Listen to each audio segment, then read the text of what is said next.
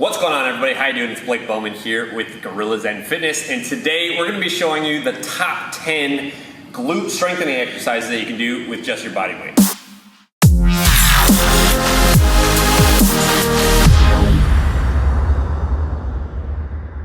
What's going on, everybody? How you doing? It's Blake Bowman here with GuerrillaZen Fitness, and today I'm in Florida. It's not as hot here as I thought it would be, but I'm joined with my friend Brian of Critical Bench. So basically, his company makes all sorts of YouTube videos on fitness, lots of glute strengthening stuff, lots of strength training stuff, core workout stuff like that. They're like OGs. They've been making videos since like way long ago, for well over like 10 years, I think.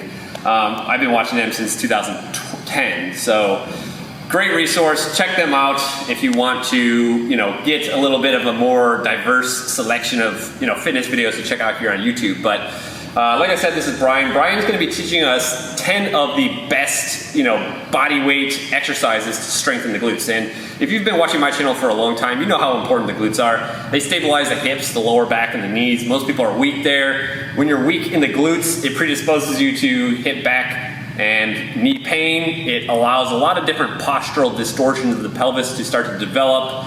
And it's just like a problem that's rampant. Everybody has weak glutes. Everybody needs to strengthen the glutes, really, no matter what's going on with you. So that's what we're really going to be teaching you how to do today with just your body weight. All right, so we're just going to jump right into the exercises. Brian, take it away, man. Show us what we need to do here. Yeah, so what you need to do is kind of a sequence, an orderly sequence of exercises to get the most out of your training.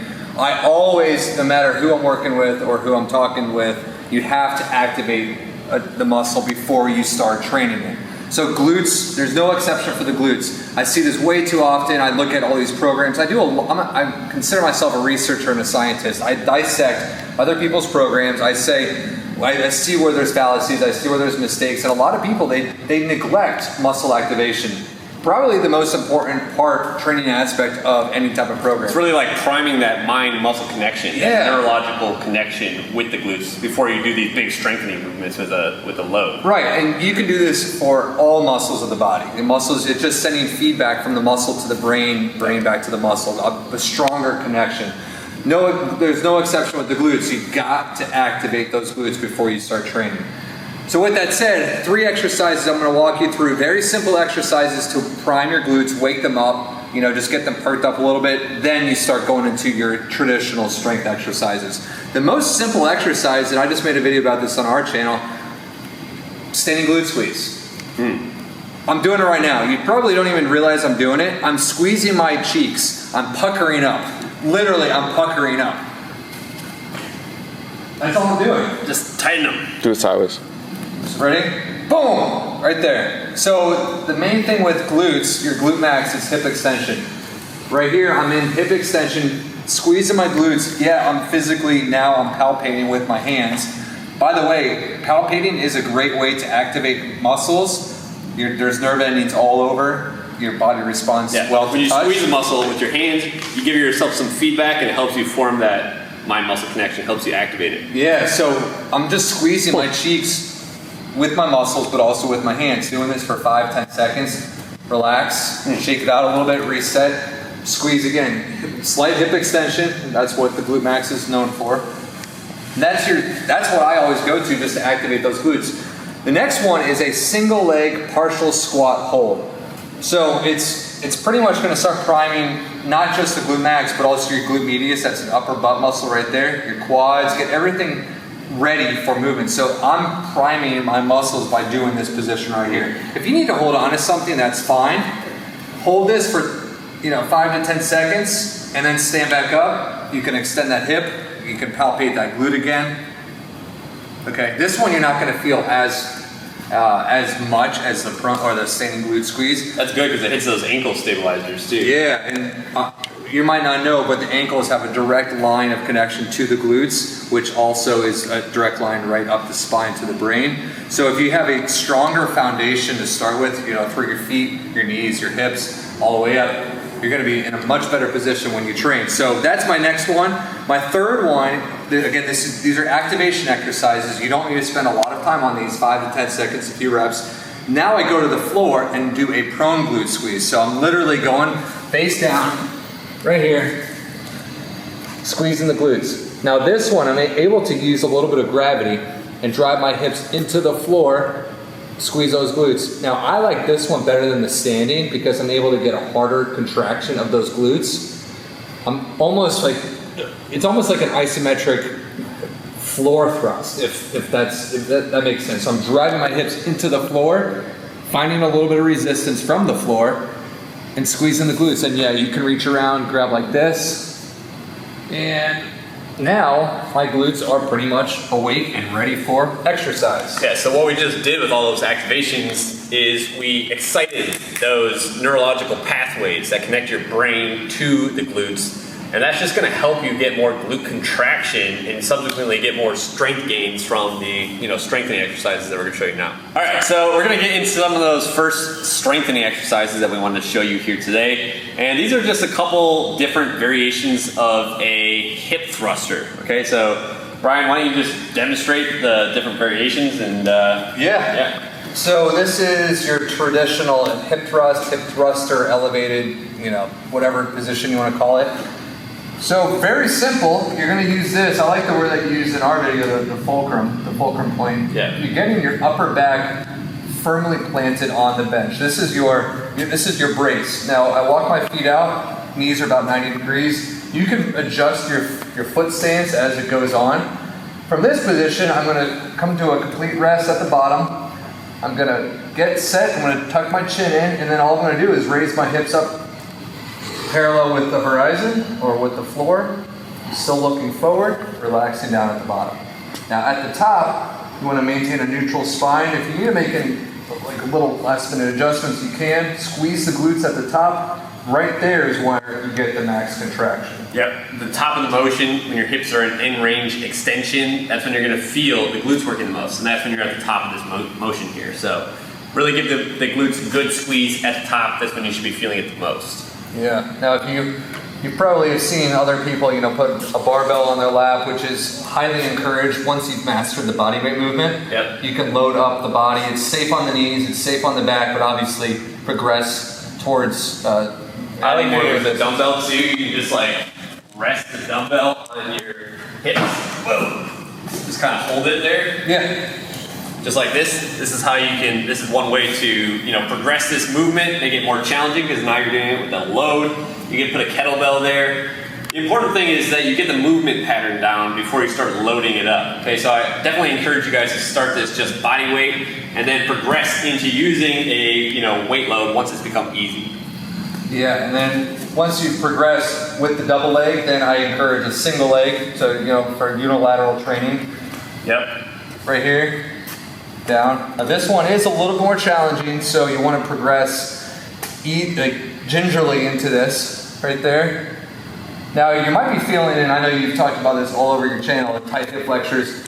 This one, you're definitely going to feel some restriction going on in that front part of that mid part of the body. Mm-hmm. That's tight hip flexors. Yep. It's a lot easier to get full extension here because you're able to offset the load with both legs, but once you get to here, it's a lot harder to get full extension because that hip flexor, there's a lot of tension going on right there. Yeah, the TFL, any of those tissues in the front there, you're going to feel that more doing the single leg.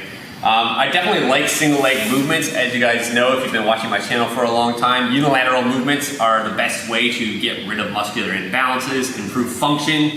And actually, I put together a free 3-day workout plan that includes a bunch of different movements that are unilateral with bilateral stuff. It's all designed to bulletproof your body, get you stronger, get you leaner while correcting posture and muscular imbalances. So if you want to check that out, go into the comment section down below and click that first pinned comment there. That'll take you over to my website and you can download that workout there. So let's keep moving on. We've got the glute bridge. So it's pretty much like the hip thrust without the bench. Yep. So on the floor, same principles apply, tucking the tailbone. Right here, getting a good base to start. Tucking the tailbone back a little bit. Posterior tilting the hips, tucking the tail underneath, keeping the core tight. And again, just like that, you're getting maximal glute contraction at the top, really squeezing the glutes there. Yeah, personally, I if I'm working with somebody that is brand spanking new to exercise or they have known limitations, lower back, knees, I start them with the glute bridge first. and then go over to the hip thrust. Even though the hip thrust is a safe exercise, generally speaking, glute bridge is the safest exercise to start. That's just my opinion, and you might agree to disagree, but that's, I agree. Yeah, so that's where I start with. So if you're brand new to this type of exercises, start with the glute bridge, then go to the hip thrust. And then same thing, once you progress, single leg, again, a lot harder. You might even feel this a little bit more on the hamstrings. Totally normal, so don't be alarmed. Just to add to that too, if you are feeling the hamstrings, it is normal because this works the whole posterior chain. We're doing this for the glutes though. We don't want the hamstrings to be working as much. So one thing you can do is if you are feeling this in the hamstrings is you can inhibit them, shut them down a little bit by doing what we call interset self-myofascial release. That's a fancy way of saying get a softball or a foam roller, roll out the hamstring in between sets of doing that. That will shut off the hamstring a little bit and basically open a window of opportunity for the glutes to actually turn on, which is what you're really trying to isolate more so than the hamstrings in this movement. Yeah. And then if you want to go to the next, it's just another progression.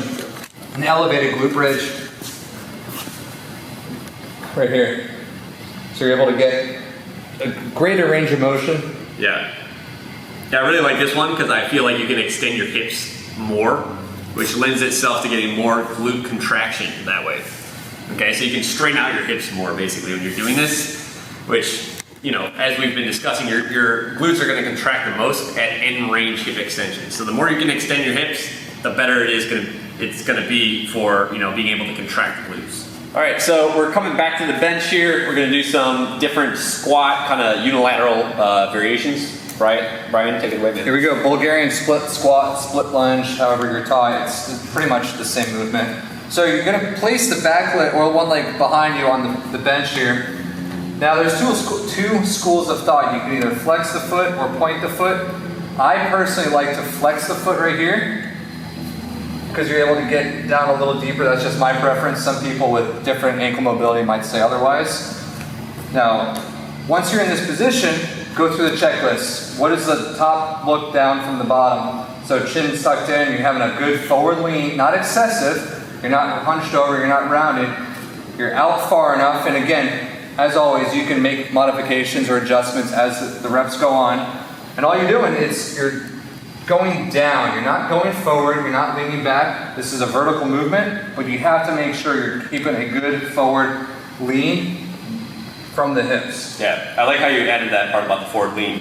When you lean forward while maintaining a flat spine like this, neutral spine, when you're leaning forward, what you're doing is you're flexing at the hip more, okay? So when you come up, your hip is going to have to extend through a greater range of motion, which, as I've been saying throughout this video, is going to lend itself more to getting maximal glute contraction. So with that forward lean, basically, it's making his glutes contract and activate harder as he comes up and extends the hip, okay? If you're really vertical when you're doing this, you're not gonna get as much glute contraction.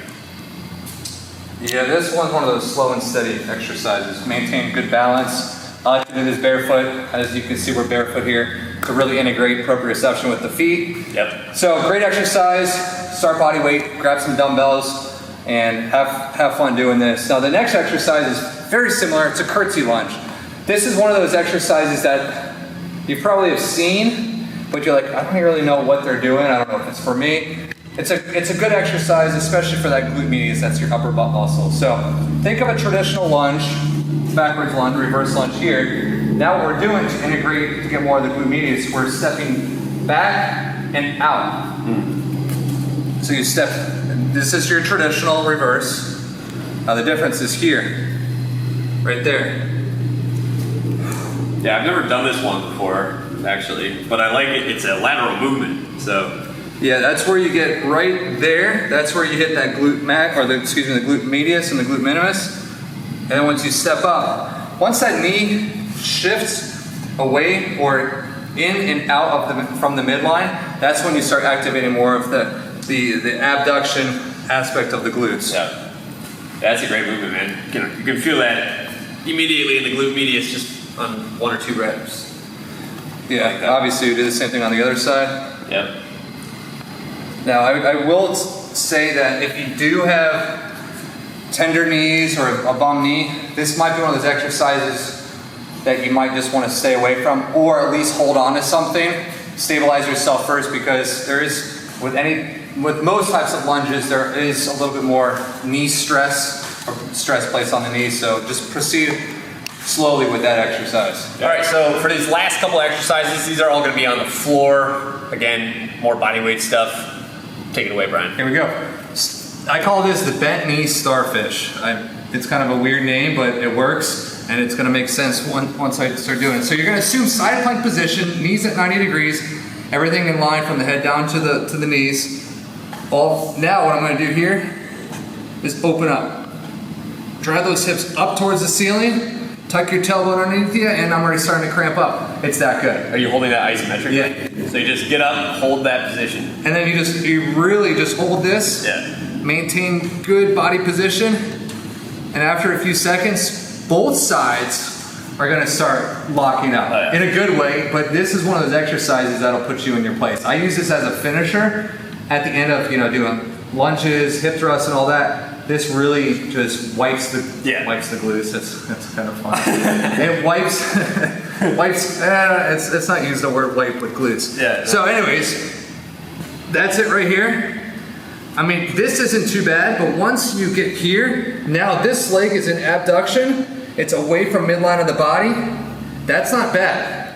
That's bad up here, but if you want the double action, you got to get this leg. So if I was like kneeling, it'd be like this. So that's neutral, then that's in abduction position. So, yep. Yeah, That's a good one. There's a do you know rock star pose from yoga? Possibly. It's like that, but it's like what I would consider a progression. Okay. Where you're doing this. Yes. Right? And yeah, that too is, same thing. It's really working those lateral muscles, the gluteus medius, isometric fashion. Yeah. That one's pretty hard, man. I can imagine how difficult that is to do at the end of. Yeah, and if you don't like the holds, if you're partial to holds, throw in, I call this like the Street Fighter sidekick. Okay. So you're in the same position here, up and down. Yep. Some Jane Fonda leg raise action. There we go. So Chun-Li, there you go. Thank you. So I'm turning my foot in, activating more of my upper butt rather than here, because this is more Yeah. front. You want to quads. maintain, that's very important. Don't point the toes up when you're doing any of these leg raises. Keep the toes pointing forward, keep that femur internally rotated. And that's going to help get that upper butt, like you were saying, the gluteus medius muscle fibers to contract, which is, really what we're going for here. That's brutally good. Yeah, man. So last one on the floor, then I'll just quickly talk about the last one, frog pump. So it's similar to the glute bridge. Let me get this out of here.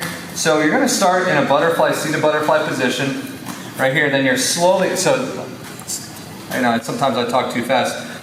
The bottoms of your feet are firmly planted together. You're gonna slowly lean back, right here. You're gonna tuck your feet all the way in, and then go out just a little bit, right there.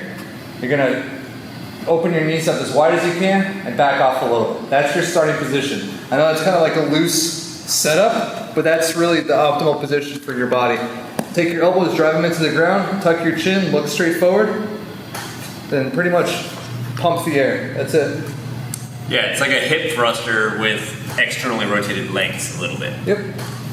And yeah, that one, I've done this a lot. You can even put your feet on a dumbbell if you want, but the key is to have your knees like out like that, externally rotating the femur.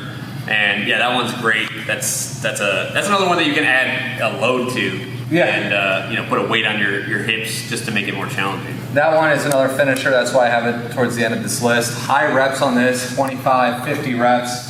Obviously, if you have a load, you might not be able to do that much, but please integrate that exercise at the finish along with that little starfish leg kicker, and your glutes will be wiped.